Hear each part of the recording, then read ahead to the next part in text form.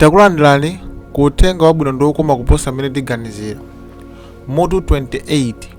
Mpumulo umene utsalira. Idzani kwa ine nonsenu akulema ndi akuthodwa, ndipo ndidzakupumulisani inu. Senzani goli langa ndipo phunzirani kwa ine, pakuti ndine wofatsa ndi wodzichepetsa mtima, ndipo mudzapeza mpumulo wa miyoyo yanu, pakuti goli langa ndi lofewa ndi katundu wanga ali wopepuka. Mateyu 11:28 ndi 30. Anali Yesu amene analankhula mawu amenewa, ndipo kuyambira nthawi imene analankhula, anthu ambiri azolinga zabwino amene sanamvetse uthenga wabwino anayenera kuzifunsa kuti kodi mawu amenewa akutanthauza chiyani. Lonjezo la Yesu linali lakuti ndidzakupumulisani, ndipo funso lakuti pamene Yesu analonjeza mpumulo, kodi ndi vuto lotani limene akufuna kuti atithandize. Mwachionekere chosiyana ndi mpumulo ndi ntchito kapena chintchito. Kodi pali kusiyana kotani pakati pa kupuma ndi kugwira ntchito? Ntchito ndi ntchito. Ntchito imafuna khama ndi mphamvu, nthawi zina mphamvu za maganizo komanso za mthupi. Mpumulo ndi wosiyana, sichoncho? Mpumulo si ntchito ndi khalidwe womasuka. Tiye tionenso funso lina lakuti kodi munthu amene akugwira ntchito akhoza kupuma nthawi imodzi? Kunena zoona, sitingagwire ntchito ndi kupumula monga momwe zinalili pa nthawi imodzimodziyo. Ndipo akhristu amene amaona kuti kuyesesa kutumikira Mulungu ndi ntchito yovuta ndi kupsinjika kosalekeza, angadziwe kuti sanapeze mpumulo umene Yesu analonjeza ndi kuti sanapeze choonadi. Uthenga wabwino, Yesu akuchondelera awo amene athodwa. Kodi izi zikutanthauza chiyani?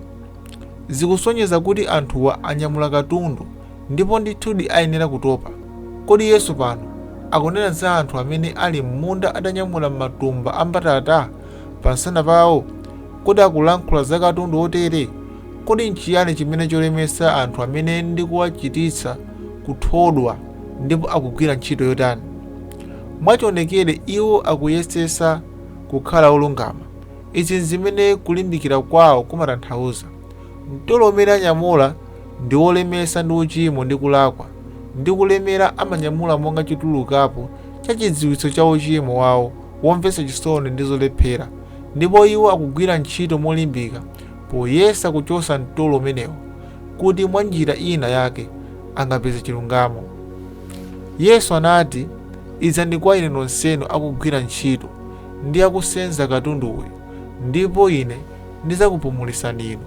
Ndiye ngati mumazinenera kuti ndinu Mkhristu, koma mukupeza kuti muli mu ntchito yolemetsayi kuti mukwaniritse chilungamo, choonadi ndi chakuti simunapezebe zomwe Yesu akupereka.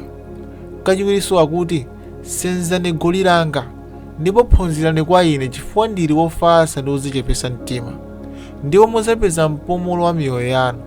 Izi zikuoneseratu kuti gawo la ife lomwe ndi lolemedwa ndi Mzimu, kumeneko ndi kumene timafunikira kupuma. Yesu anapitiriza kunena kuti, pakuti goli langa ndi lofewa ndipo katundu wanga ali wopepuka. Goli ndi chida chimene chimamangiriza wina ndi mnzake, njira yoti chimasonkhezera kuyenda njira yofanana ndi ya munthu winayo. Si ng'ombe zokha zimene amayika goli. M'masiku oyipa a ukapolo, akapolo akamasamusidwa nthawi zambiri ankawasogolera pa mzere nkuwayika goli m'khosi kuti pasapezeke kapolo amene angatuluke pa mzere. Aliyense ankayenera kusatira kumene amene anali patsogolo pake akusogolera. Ichi ndi chifukwa chake chachikulu cha goli. Cholinga chake chachikulu ndi kumanga munthu kwa anzake kuti kumene akupita winayo azisatira. Yesu anati, mukugwira ntchito molimbika ndi kusenza katundu wolemera. Chimene muyenera kuchita ndicho kutenga goli langa, muzimange kwa ine, mudzapeza mpumulo wa miyoyo yanu. Pa Yesaya 10:11 akuti, ndipo tsiku limenelo pazakhala muzu wa Jese umene udzayima ngati mbendera ya anthu, kwa ilo a mitundu adzalifunafuna. Yesaya 11:10. Mpumulo wake udzakhala chiyani? Ulemerero lochokera ku muzu wa Jese udzapumisa anthu ake ndi mpumulo umenewo. udzakhala wa ulemerero, cholepheresa mpumulo. Tsopano tiye nditembenuzire ku buku la Aheberi ndi kuona chimene limanena zokhuza na mpumulowo umene Khristu amapereka. Chifukwa chake monga Mzimu Woyera anena, lero ngati inu muzamva mawu ake, musawamise mitima yanu, monga nkukwiyisa tsiku la mayesero m'chipululu, pamene makolo anu anandiyesa nawo ntchito zanga zaka 40. Chifukwa chake ndinawawidwa mtima ndi m'bado uwu, ndipo ndinati, aswekera mitima yawo nthawi zonse, ndipo saziwa njira zanga. Chito ndinalumbira mu mkwiyo wanga, iwo sazalowa mu mpumulo wanga. Aheberi 3:11. Mulungu anati Ayuda sakanatha kulowa mu mpumulo wake. Chokumana nacho cha mpumulo chimenechi, chimene Yesu analonjeza, sisanachipeze chifukwa chakuti mitima yawo inali yowumitsidwa. Kupitirira apo akuti mu chapter 4:1, chifukwa chake tiyenera tiope kuti litatsala lonjezano la kulowa mu mpumulo wake, wina wa inu angaoneke wakuperewera ilo, pakuti ife walalikidwa uthenga wabwino monganso kwa iwo, pakuti ife takhulupirira tilowa mu mpumulo. Aheberi 4:1-3. Nanga ndi zinthu ziti zimene zingatilepheretse kulowa mu mpumulo umene Yesu analonjeza? Nzonekeratu kuti limodzi mwa mavutowa ndi kusakhulupirira, monga ndikufuna ndikuoneseni kuti cholepheresa china chachikulu chomwe chimalumikizidwa ndi kusakhulupirira ndi ntchito. Ngati kugwira ntchito tingapume bwanji? Kuvutika mu ntchito, kuchita zinthu tokha, kuzatilepheresa ife kupeza mpumulo umene Khristu analonjeza, ndipo tizaona mukamphindi chabe kuti chifukwa chachikulu cha kusakhulupirira ndi ntchito iyi. Mu vesi 9 ndi 10 akuti, chotole mpumulo utsalira kwa anthu a Mulungu, pakuti iye amene analowa mu mpumulo wake, iyenso adapuma ku ntchito zake, monganso Mulungu adapuma zake. Iwo amene akuchita ntchito zawo sangakhale nawo mpumulo wa Mulungu. Iye amene walowa mu mpumulo wa Mulungu wapuma ku ntchito zake. Izi sizikutanthauza kuti ntchito sizidzaoneka kwa inu, koma ndithudi si inu amene mukugwira ntchito.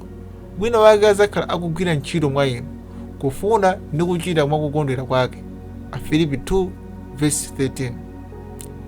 Simudzakhala mukugwira ntchito, ndiye chifukwa chake katundu amachotsedwa kumbuyo kwanu. Chifukwa chake goli ndi losavuta, chifukwa si vuto lanunso. Wina wake akukumana ndi vutoli, ndiye chifukwa chake mumatha kupumula. Mpumulo umene utsalira. Kulimbana kunatha. Chipangano chatsopano, Aroma 10:4 amawerenga motere: J.B. Phillips, pakuti Khristu ndiye mathero akulimbana kwa chilungamo mwa lamulo kwa aliyense okhulupirira mwa iye. Aroma 10:4. J.B. Phillips. Haleluya! Khristu ndiye mathero akulimbana kwa chilungamo mwa lamulo. Pamene mwafika kwa Khristu, kulimbana kwatha. Khristu akuthesa. Tsopano nzochititsa chidwi kuti lemba la Aheberi 4:11 limanena kuti tiyenera kugwira ntchito mwakhama kuti tilowe mu mpumulo wa Mulungu. Kodi pali zosutsana apa? Kodi timagwira ntchito bwanji ngati tikupuma? Kodi timagwira ntchito bwanji kuti tisagwire ntchito? Nzachidziwikire kuti liwu lakuti kugwira ntchito, monga momwe lagwiritsidwa ntchito pano, limatanthauza kuchita khama. Funani mwakhama, chifukwa chimodzi cha zinthu zimene Baibulo limanena nchakuti wofunafunayo azapeza. Koma pali kusiyana pakati pa kufunafuna njira yolondola ndi kufunafuna njira yolakwika. Mukugwira ntchito pano, ndi chiyani chomwe tikufuna kuchita? Pamenepa tikuvutikira tikufunafuna Khristu, pomwe m'mbuyomu tinkalimbikira kuchita zabwino.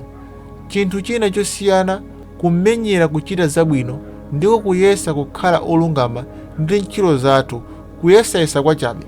Koma kumenya nkhondo kuti tipeze Khristu ndi zomwe tonse tiyenera kuchita, chifukwa tapeza nzeru zolungama, chiyeretso moyo wosatha, chizero cha Mulungu, ungwiro, zonse zomwe timafunikira. Chifukwa chake tili ndi chilichonse chomwe takhala tikuchigwirira ntchito, ndipo sitingathe kukhala nacho.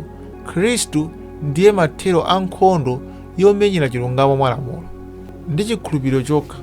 Mu Agalatiya chapter 3 Paulo akulemba kuti, Agalatiya opusa inu, anakulozani ndani kuti mungamvere choonadi inu amene Yesu Khristu anasonyezedwa pamaso panu wopachikidwa mwa inu? Ichi chokha ndikufuna ndiphunzire kwa inu. Munalandira mzimuyo ndi ntchito za lamulo kapena ndi kumva kwa chikhulupiriro? Agalatiya 3 verse 1 ndi 2. Kodi Paulo akunena chiyani? Zona zake nzakuti anthuwa anadzazidwa ndi mzimu, si choncho? Paulo anali kunena kuti munalandira bwanji mzimu woyera, mwakusunga chilamulo kapena mwakukhulupirira? Yankho lodziwikiratu ndi lotani? Mwachionekere kunali mwakukhulupirira, sikunali ndi chilichonse chimene iwo anachita. Iye anati, opusa inu, munalandira bwanji mzimu woyera? Ndipo ndilo funso lomwe likufuna kutifunsa ife tonse. Kodi timayembekezera bwanji kulandira mzimu woyera? Kodi ndi mwakukhala bwino pang'ono mwakusala kudya ndi kupemphera ndi ntchito zofanana nazo kwa masiku ndi masabata ndi miyezi ndi zaka, kapena mwa chikhulupiriro chabe? Kodi tikuyembekezera kulandira bwanji? Apanso akuti mu verse 3, kodi ndinu opusa chonchi? Popeza munayamba mwa mzimu, kodi tsopano mwayesedwa angwiro ndi thupi? Pamene akunena kuti ndi thupi, akutanthauza chiyani? Akunena za ntchito. Iye akuti unayamba ndi chikhulupiriro, wabwereranji ku ntchito zako? Mu verse 5 akupitiriza kunena kuti, chotero iye wakupatsa inu mzimu nachita chozizwa mwa inu, atero kodi ndi ntchito za lamulo kapena ndi kumva kwa chikhulupiriro?